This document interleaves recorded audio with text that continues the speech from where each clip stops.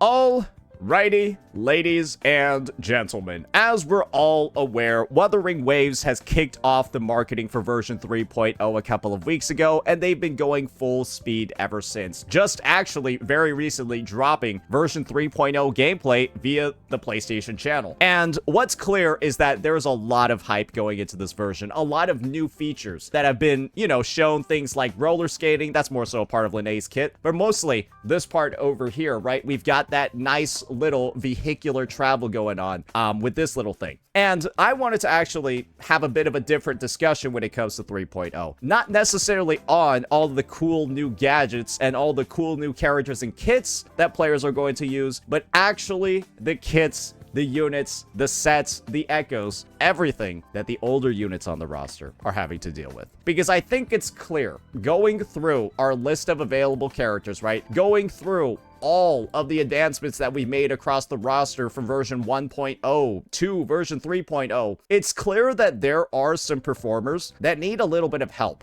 Some of them, for example, might just need a teammate that better suits what's available for them in their kit, while others might just need a sweeping change to what their kit actually does. And what I wanted to do was actually break down my list of buffs that I feel like are going to be necessary for the future of this game and the future of some of the older units on the roster, because I do think that there's been a core design philosophy shift over at Kuro Games following version 2.0 that I think has resulted in a lot of good things for the newer roster, but it's clear that that design shift has caused a lot of older units to fall dramatically behind the curve. So without further ado, let's just go ahead and tee off this discussion by talking about the first unit over here that has dramatically fallen behind the curve. And that is going to be none other than, ladies and gentlemen, Yinlin.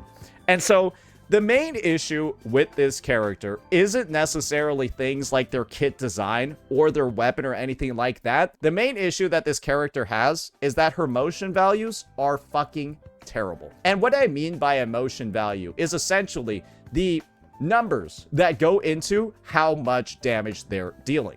You can see over here, this attack is going to be Yinlin's Liberation.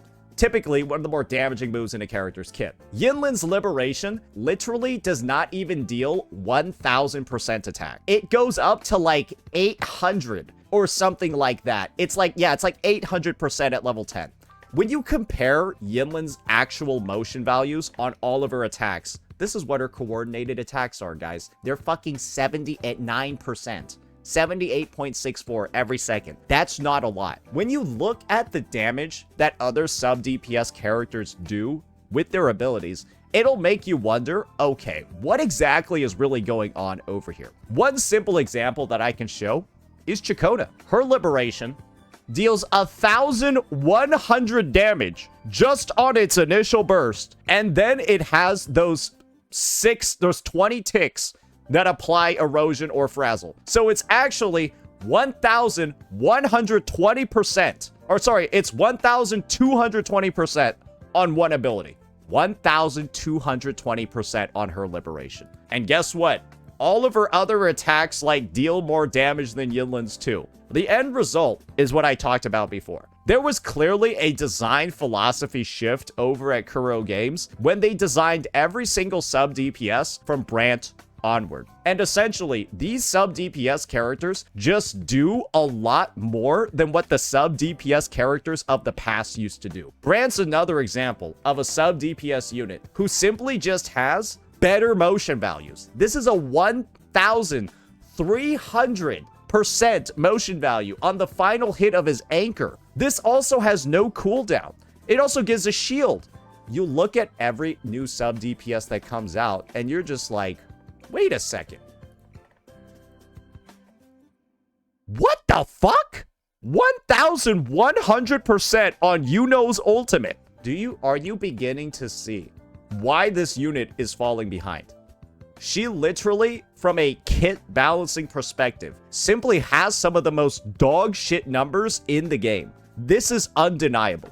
It's undeniable when you compare her to any sub DPS released from Brant onward. They're non-existent. And the issue is that she has non-existent motion values. I mean, look at this shit. This is a level 9. This is the level 10 ability, bro. What? That's like 180 on the first cast. Then the second cast is like fucking 360. These moves don't do any damage at all.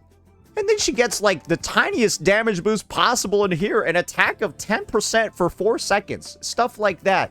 You can clearly see, right? You can clearly see she's only one victim of these bad numbers. But don't worry, guys. There are 2 more. The second victim of these awful goddamn numbers is Jeda. If you've ever tried playing this character outside of the TOA or outside of with Carlotta, good God. All you gotta do is, again, look at her motion values too. Guys, she shoots off 21 of these. 21 times 65. This is a 1365% motion value, right? This one's actually okay, but there's no AoE on it, and it takes 30 seconds to deal all the damage. Then you look at this over here too, and you're kind of just like, oh, wait, it's all right. It's all right too, but it's still nothing to write home about. I think the main thing is that these sub DPS characters, you look at everything that they're able to provide their teams, right? Jeda's main thing is that she gets like an 18% attack boost, and then she gives energy.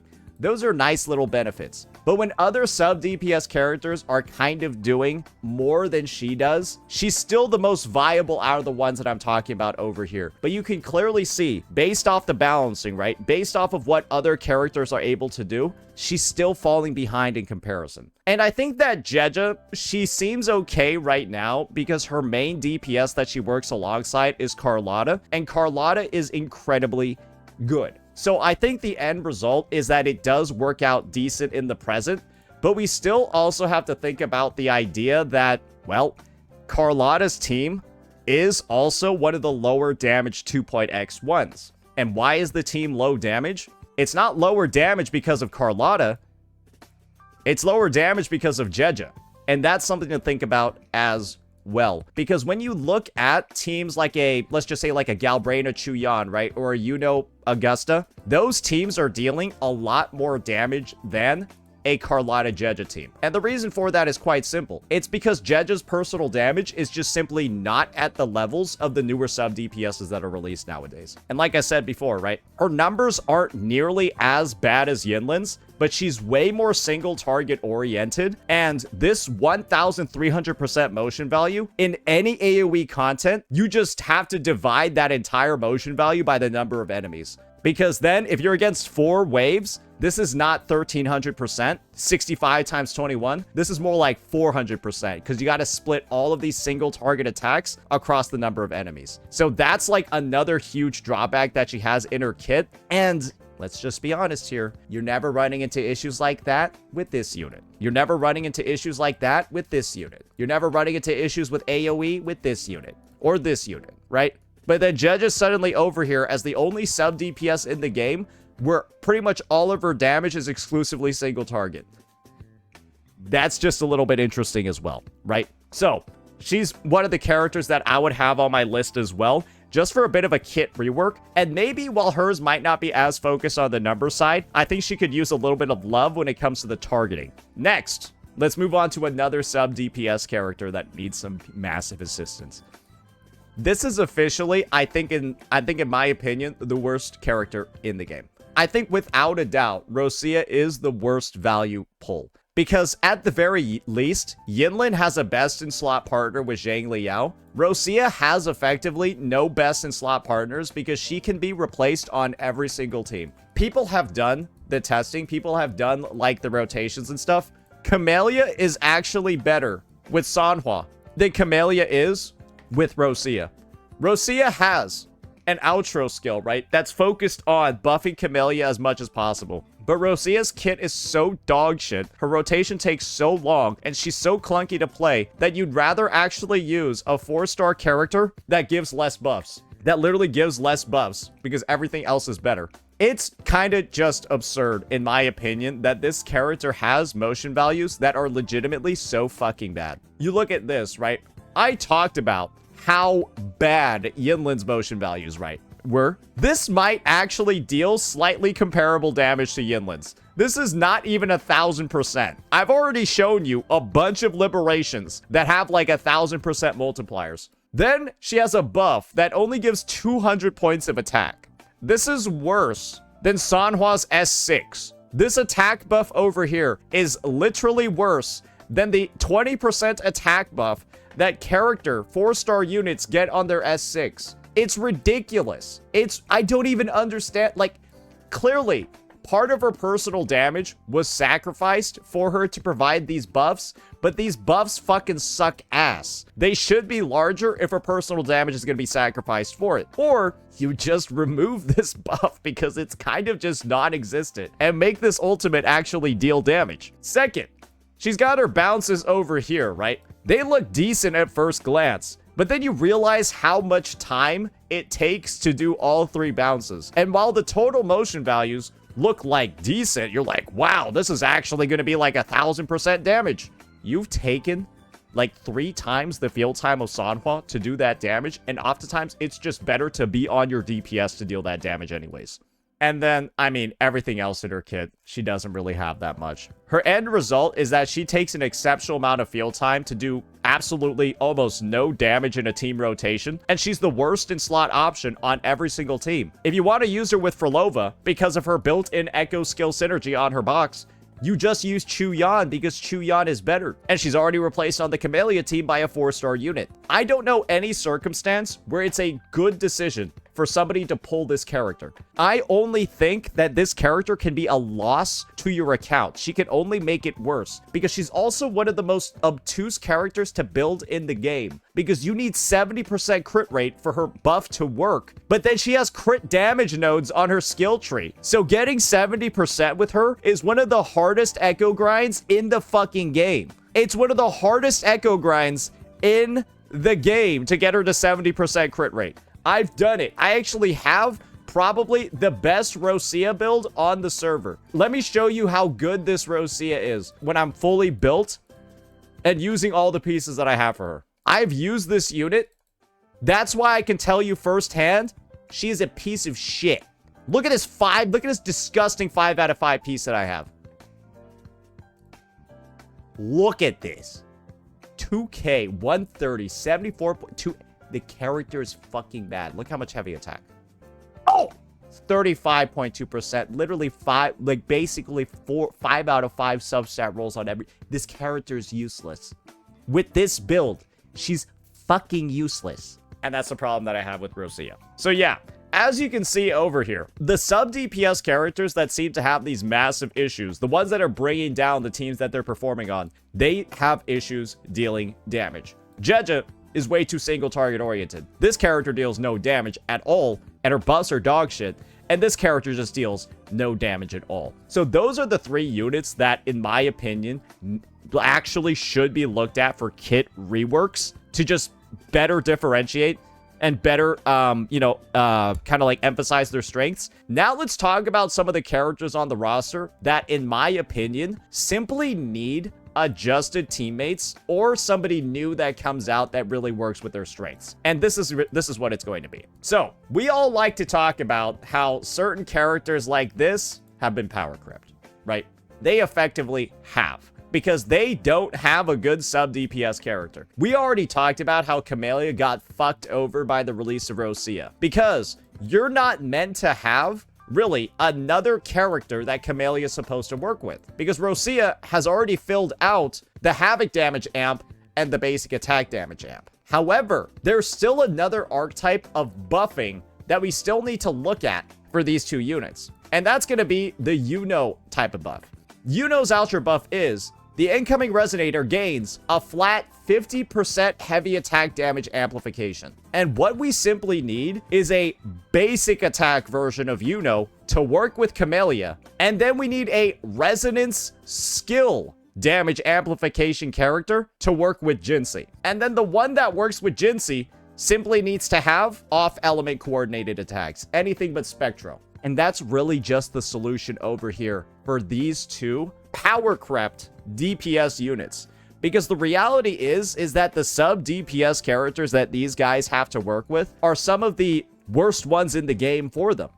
Because, right, We already talked about Camellya and Roccia. Jinhsi literally only has Jeda or Cantarella to work with. And the issue with using either of those two characters is that they only give a 25% resonance skill damage amp. And if Jinhsi just had a version of the resonance skill amp, her amp would effectively be doubled from her sub DPS. She's getting 25. Most people are getting 45. Some people are getting 50. She's had 25 since her release. And she's falling behind in the DPS charts. The easiest solution is not a buff to Jinhsi's kit, but it's just simply a buff to her performance by having a character that actually works with her damage. Because right now she actually doesn't. And that's just a little bit fucked. Xiangli Yao, on the other hand, or Camellya Xiangli Yao, assuming that Roccia and or Yinlin actually get buffs to make them into usable characters, then there wouldn't maybe even be a need for a new sub DPS for them, right? But the issue with these two, they just don't have anybody good to work with because both of them suck. Or at least Camellya still has Sanhua, that's why she's more viable. Jian is an example that I talk about all the time of a character that actually is able to utilize those newer types of teammates. And the thing is that he actually has the best 1.x teams. Him getting access to a character like has made him the strongest 1.x character. It's undeniable, right? And then when Jian has the ability to abuse, right, Windward Pilgrimage, which is a new 2.x set that was released in 2.4 with Kartithia, then he becomes even stronger. And that's the thing. And that's going to be the last bucket, and this is going to be the last area that we're going to talk about for 3.x, because I really hope that this is something that gets addressed soon. Sonata set power creep. Because good golly gee, it's gotten a little bit ridiculous. Where Crown of Valor by itself gives you 30% attack and 20% crit damage. And do you want to know what Lingering Tunes does, guys? Crown of Valor is a 3-piece set that does that. Lingering Tunes just gives you 30% attack on the whole 5-piece set. Crown of Value gives you 30% attack on the 3-piece. And 20% crit damage. This just gives you 30% attack as a whole. Because that's 5% every 1.5 seconds. It stacks into 4 times. It's gotten absurd how dog shit these old sets are in comparison to the new sets. And when you think about the fact that every single 1.x unit uses an old set like Void Thunder, Sierra Gale, Celestial Light, Havoc Eclipse. These are awful. These are legitimately awful compared to all of the new shit that came out. And the reality is, the 1.x units will always be significantly weaker because they're using Sonata sets that are literally like 50% worse.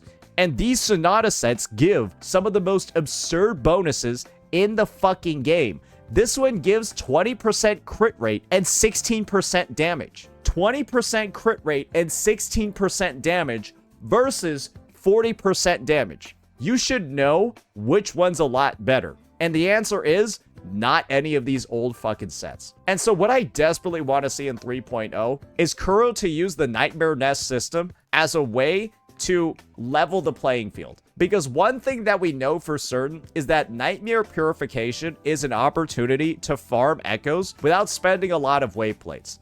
And it's something that you decide to stop doing. I've stopped farming all of these every day because I'm built with the set. I'm just done and I'm over it. I would love if the 1.x regions, Jinzhou, got Nightmare Nests added to the region and they just have updated 1.0 Sonata sets in here. 3-piece 1.x Sonata sets made for the 1.x units that just work better with their kits, because God knows nobody's using those old sets anyways. Nobody's farming a Sierra Gale in 2025. Nobody's farming a Celestial Light. And it feels really bad knowing that nobody's probably gonna pull the old units. Because what are you gonna do then? Go pull Jinhsi and then go farm Celestial Light when you know that there are just Sonata sets in the game that are 30 times better? What this is gonna do is it's also gonna revitalize reruns for characters as well, and actually make it so that running a Xiangli, a Jinhsi banner, all of that